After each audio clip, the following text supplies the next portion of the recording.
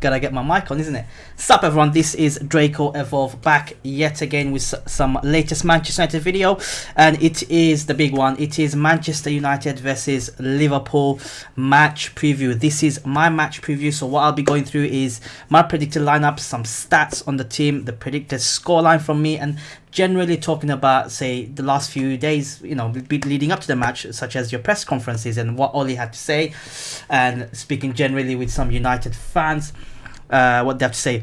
I don't do much of the live stream. I plan to do a lot more. I know I've said it in the past, but let's make a start. It's better late than never.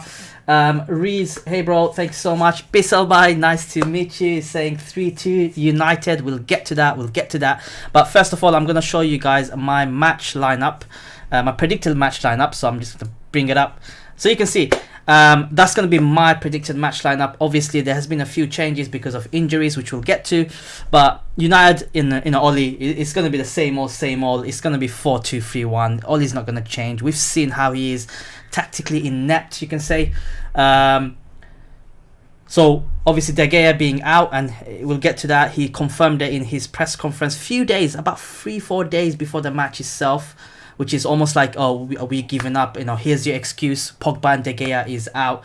You know, we're going into the match with no key players. We're going to lose. Lower your expectations, because that's what he's done. He's effectively done that, and it is piss-taking. Oh, it is extremely annoying, you can say. Because one fixture over the years that United kind of look forward to every time is the Liverpool match, right? Yes, me growing up is more the Arsenal match because we enjoyed the rivalry there, but it's ultimately the Liverpool match. And no matter how much, you know, what sort of form you guys in or what sort of form we are in, we go into that match aiming to win only, right? As simple as that. Oli came out 4 days ago and said, oh, Pogba and De Gea is out. Why would you say that? Why would you come out 4 days before and say two of our best players are out? I know why. Because he knows he's going to get beat. He's tactically inept. He's disgusting. You know, I'll say it's disgusting to say that. And it's as simple as that. Hey, what's up, guys? Glad to see the live stream going up. But I'll catch up on the live stream. Make sure you guys smash the like button, guys. It will really go a long way. But he came out and said Pogba and De Gea is out 4 days before the Liverpool game. Now, if I was Jurgen Klopp, I'll be looking at that, you know, thinking, oh, they have two of their best players out, and, you know, simply gonna go and wreck us, right? Whereas if I don't say that, if I was all in, I don't say Pogba and De Gea is out, they have to plan the games around two of our best players, right? It's almost as if Oli said that, so we go into the Liverpool game thinking, oh, we had a chance, but because both two players are out, we're done, you know, we're gonna lose. No, that's bullshit. We never had a chance even with these players in the squad. We have been so poor. You know, we're barely getting goals. We're barely taking shots. You just have to see De Gea's last interview after the Newcastle game, right? But anyway, De Gea out. Romero, the second best, you know, backup keeper in the world, in my opinion, will come in on and stay. Wan-Bissaka, I reckon he's gonna start because he's gonna recover from his injury or whatever minor knock he had. We're gonna have Lindelof and Maguire and Young as our back four. We have no choice but to play Young because no Luke Shaw, you know, Dalot is on and off, is injured as well. We have no defense. You know, I would like to see Chukwueze in because Young, I'm not sure what he offers. I don't think anyone knows what they offer, you know. There's a lot of Brexit chat going on there. Yeah, so that's our back four, and it's gonna be obviously Pogba being out. We know that now. It's gonna be Fred and McTominay, 4-2-3-1. Fred and McTominay, I don't think they'll venture forward. Oli plays with two DMs, and that is a big thing, because what the F are you doing, Oli, playing two DMs against everyone, you know? Every single team. Rochdale, oh my god, AK Alsma, I can't even pronounce it. He played the same formation. Every single time he plays the same formation. Why not play the formation 4-3-3 where Pogba scored like 8 goals and 11 assists in like 10 games, playing further up forward? The formation that got him the job.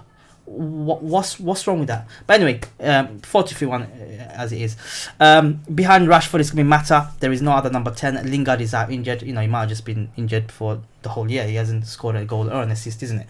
But I don't believe Mata should start. Why don't we put Pereira there? Why is Pereira on the right wing? We know Pereira is going to be in the right wing and James on the left wing. It's a simple fact. Martial's still out injured, and Rashford is our only sole striker left, even though Greenwood should be Greenwood, because Rashford is been on terrible form. Yes, he scored a fantastic goal again with England against Bulgaria the other day, but he doesn't do enough at United, and I think he thinks that he's made it at United. I can get away with scoring 1 goal in 50 matches and I'll still start and 200k a week, because he's our youth product, right? That's how they want. Bissell says, I seriously think you'll win tomorrow. I know I'm the only person not in the mental hospital who thinks you'll win, but I seriously do. We'll get back to that. I think I had a few discussions around a few of my work colleagues, and they're in the same boat as yourself, saying that United might nick a goal, and we'll get to that bit. But let's look at the table. I know there's matches being played, but this is where the table stands currently. Sure, you guys can see it on the screen. I'll minimize it if I feel I need to. Guys, you know, there's 4 watches, 2 likes. You know, what's happening, guys? Come on, what's happening, guys? Come on, hit the like button. Why you not like by? But stick James on the right, Rashback on the left. Rashback should be left back at the training ground. I don't know. Red Devil Studio, thanks for joining in, buddy. I know it's an unannounced live stream, but I thought, you know what, I'm feeling it. You know, why don't I do a live stream? And I haven't done a live stream for a long time.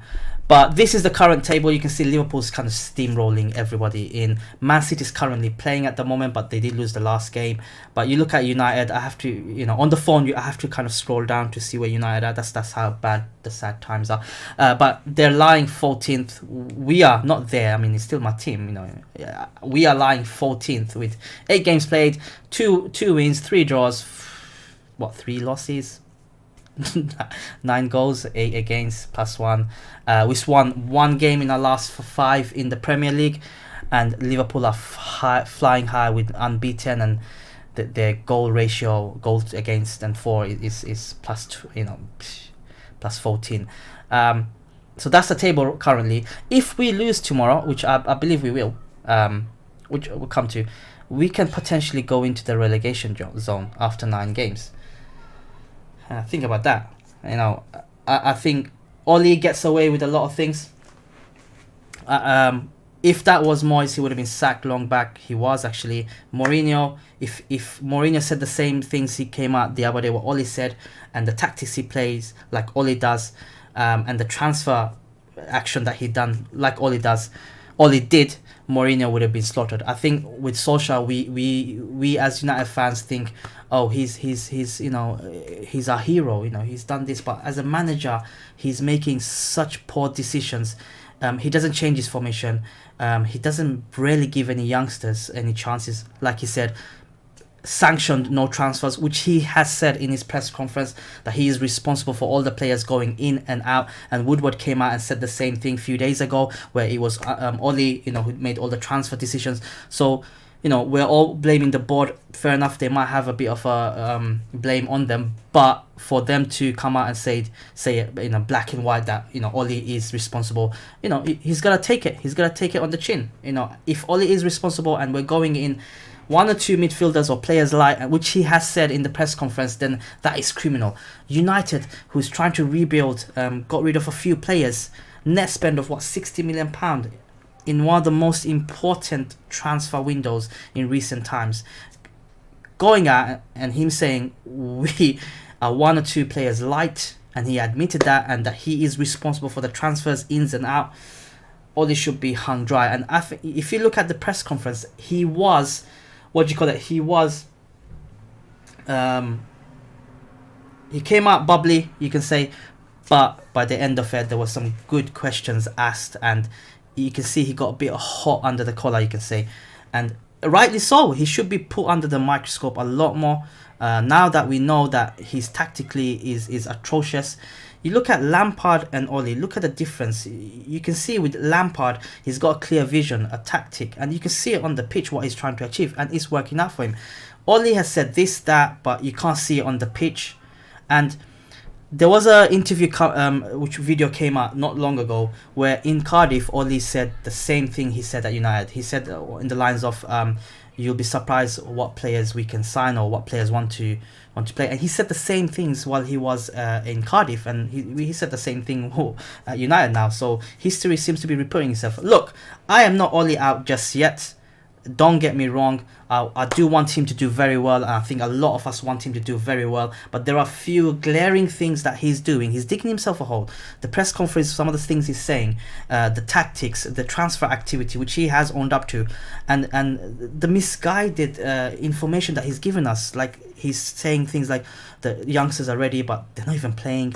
You look at Rashford, Matic, they're still starting. Mata is still starting. Andres Pereira on the right wing. He's better on the centre. I don't know why he does on the right wing.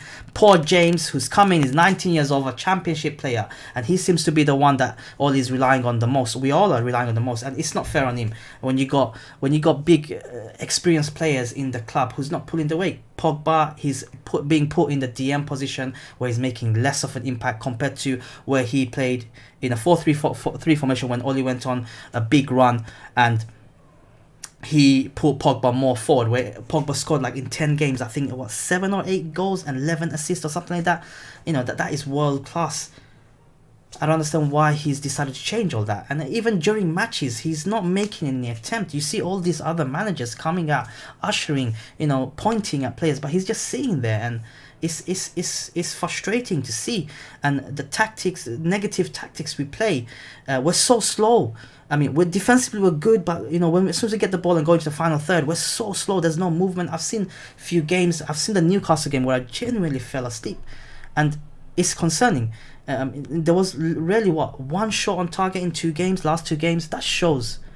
Even if you got a crisis up front, one shot on target over 2 games against, you know, crap teams, you can say. It's, with all due respect, it's it's embarrassing. It's shameful. Red Devil Studio says if we win, we could go above Spurs. Yes, actually, look, you know, let's look at the flip side. If we do win, we could be back on 7th, right? Which doesn't look that bad. But that's a big if. Let me tell you my predicted scoreline. I think it's gonna be 2-0 Liverpool. I don't think Liverpool. There was a stat coming out where Firmino, Salah, and Mane has scored only 1 goal against United over the last few years between them 3. I don't believe Liverpool's attack is the one that's going to win them the game. I believe we will kind of defend well and we'll be okay, because Ashley Young, Salah is match made in heaven. Mane and Wan-Bissaka will be a good tie. Between Lindelof and Maguire, I think they're going to scuffle out Firmino. Where we lose the game is definitely the midfield. I think their midfield is going to overpower our midfield and run through. And if we have Fred and McTominay starting, no matter how good they are, or no matter how good we believe they are, I don't think they'll be able to contain that midfield. Up front, if we can't even get a shot on target against the likes of Newcastle, what chance are we going to have again? Imagine Van Dijk and Rashford. Van Dijk will just chew him and spit him out, mate. Ashley's Ollie out, please.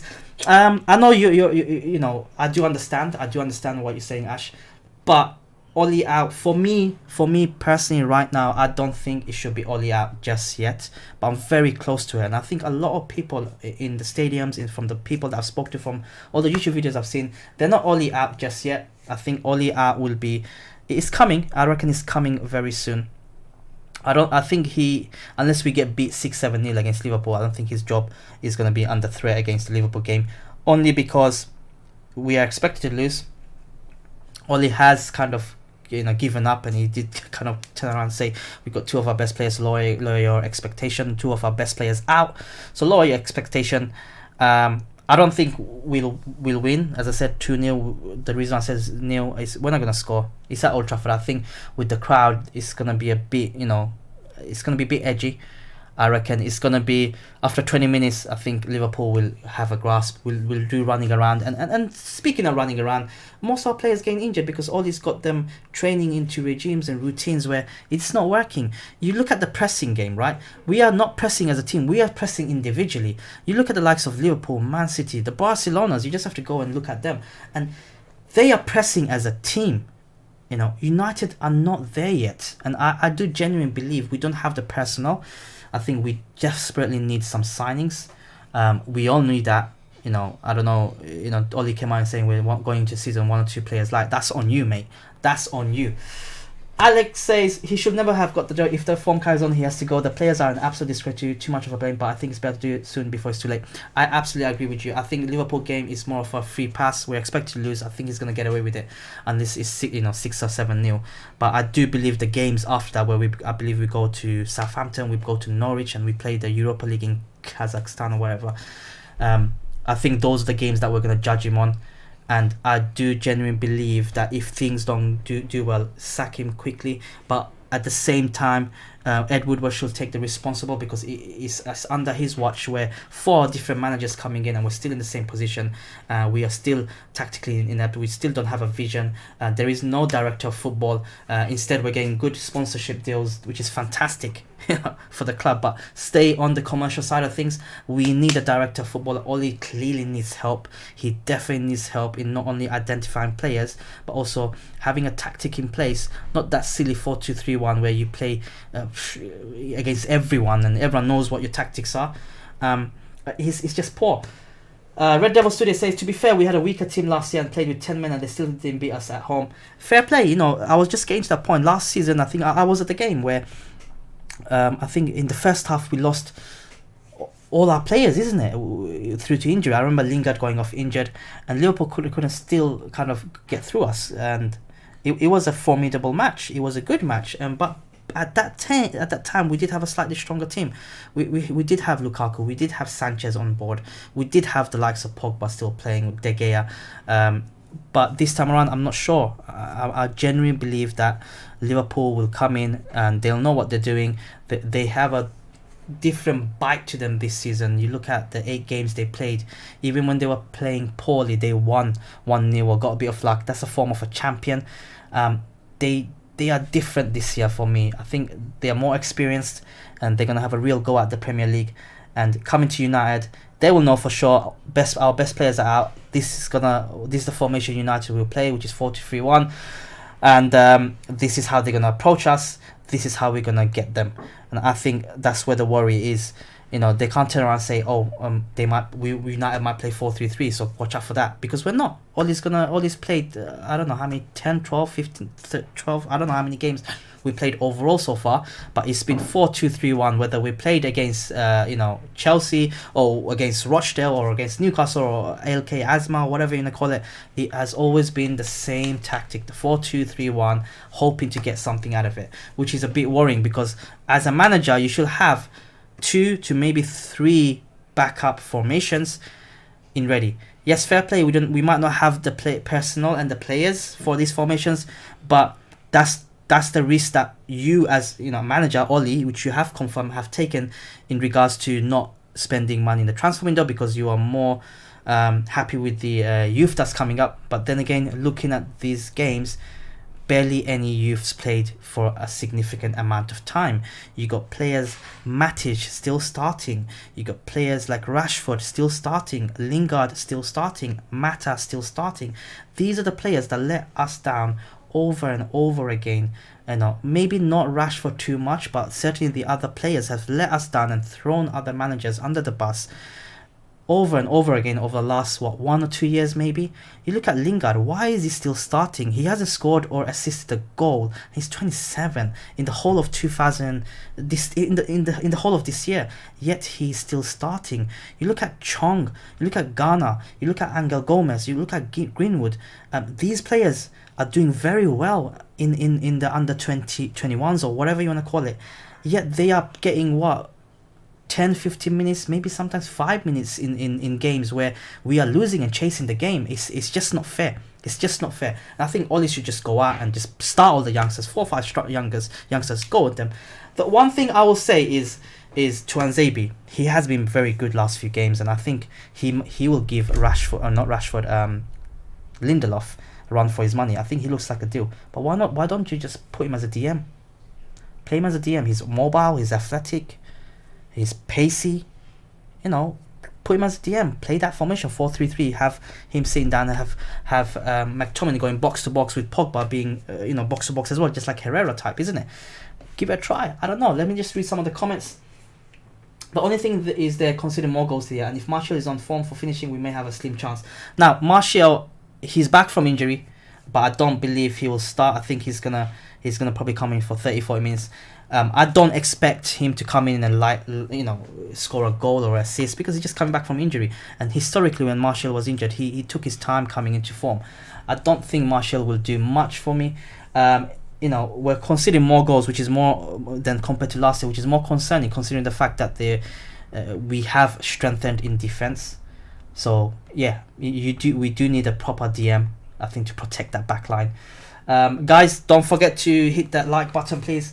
It goes a long way. I would really appreciate it. The screen at the bottom of my sort of camera is empty. Normally I have stats on there when I'm doing pre-recorded streams, but obviously I'm doing a live stream, so I'm not having the stats there. Alex says, bye, I'm gonna have to go, phone's about to conquer. Mrs. Gang for dinner. Alex, thank you so much for joining in, buddy. And obviously Swing Low, Sweet Chariot, England's on the semi-final in the Rugby World Cup. Well done, played. I know you're a huge Englishman, and you're a huge England fan, so I'm really happy for you. But anyways, guys, let me know your thoughts in the comments below. Let me know what your predicted score will be. Will we get a win? If we get a win, we will be back on track. I believe this is a massive win. It will give a huge lift to the club, the fans, the players, Ollie himself. If we can manage to nick a result. My predicted scoreline is 2-0 to Liverpool. I am going to stick to that. I hope I'm wrong. But other than that, guys, stay fabulous. I will be back tomorrow after the match to do a match review, a live stream more or less, and let you know my thoughts. But other than that, I'll catch you guys in the next upload.